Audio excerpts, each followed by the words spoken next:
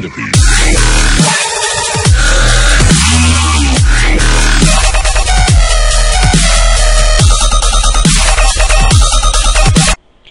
Eh bien salut tout le monde, c'est The Crafter HDX. Donc on se retrouve pour une vidéo tuto comment faire un passage secret avec un four. Donc voilà, hein, très facile je trouve. Parce que vous allez comprendre que faut pas vous dire waouh ça va être dur, on va pas y arriver, parce que c'est très facile.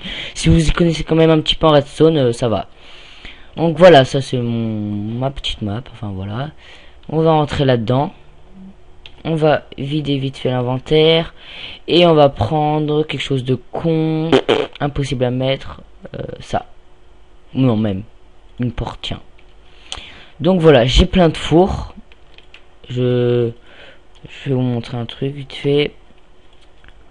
Donc, tac, tac. Je cherche quelque chose. Je ne trouve pas. Qui est galère à trouver. Tac, tac. Par exemple, du poulet cru, j'en ai pris 64. Et voilà, du charbon de bois. Donc, on va mettre du charbon. Vous voyez, on peut en mettre partout et tout. Hein. On peut en mettre là. Hop. Merde, toi, viens là. Rien ne se passe. Hein, c'est une technique super bien. Alors, c'est caché et tout. Enfin, personne ne peut le trouver. Vous pouvez mettre n'importe où, enfin moi je mets là et tout. Et voilà, hein, vous voyez. Alors que si on met ça et là, on met un seul objet là ou là. Et voilà. On a notre passage qui s'ouvre. Hop, je descends, voilà, salle des coffres, enfin voilà. Donc, comment procédons à ça? Donc hop, on enlève. Et voilà. Très facile, je vous jure que c'est très facile.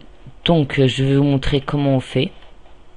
Je vais aller par là, on va enlever ce poulet cru là. Donc cette idée me vient d'un ami qui n'a pas de chaîne malheureusement. Il y aurait une chaîne, je vous l'aurais donné aussi vite. Donc on a besoin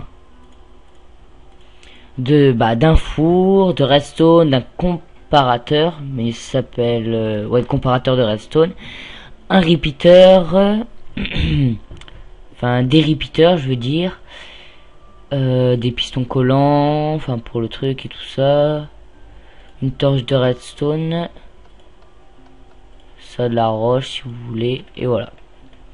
Donc on pose ça, ensuite juste derrière on pose le comparateur.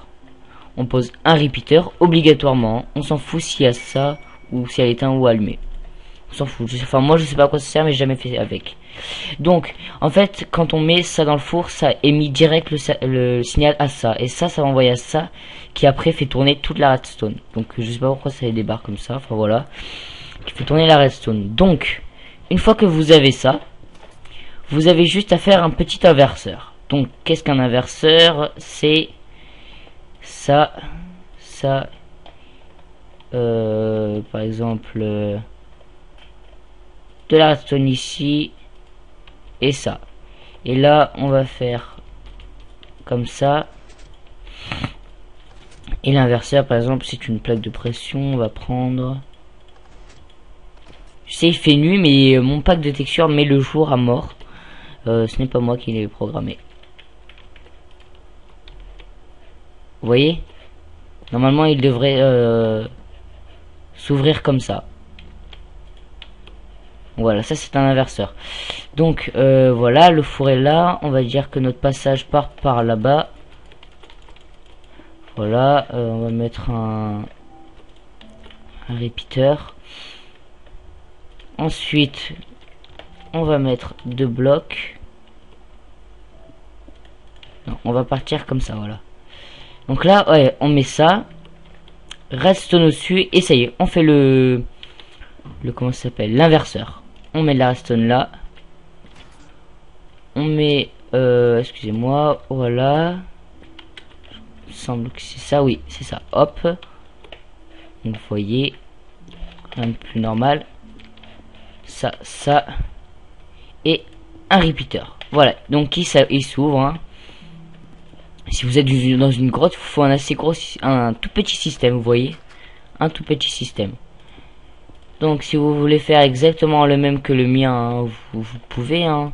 C'est très simple à faire. Donc vous voyez, hop hop hop. Je vais casser là. Et voilà. Donc je vais placer un objet dans le four. Et voilà. Il se replie. Et quand on enlève, le signal s'arrête. Et voilà. C'est normal que si cela reste allumé. Hein. C'est pour bien faire ça. Donc voilà ce que c'est un inverseur et tout ça. Donc j'ai fini mon petit tuto. Je vous dis merci et à très bientôt pour un prochain tuto. J'espère que vous avez bien compris parce que je pense aller un petit peu vite. Mais je pense que ce tuto était assez simple. Donc je vous dis à bientôt pour un prochain tuto.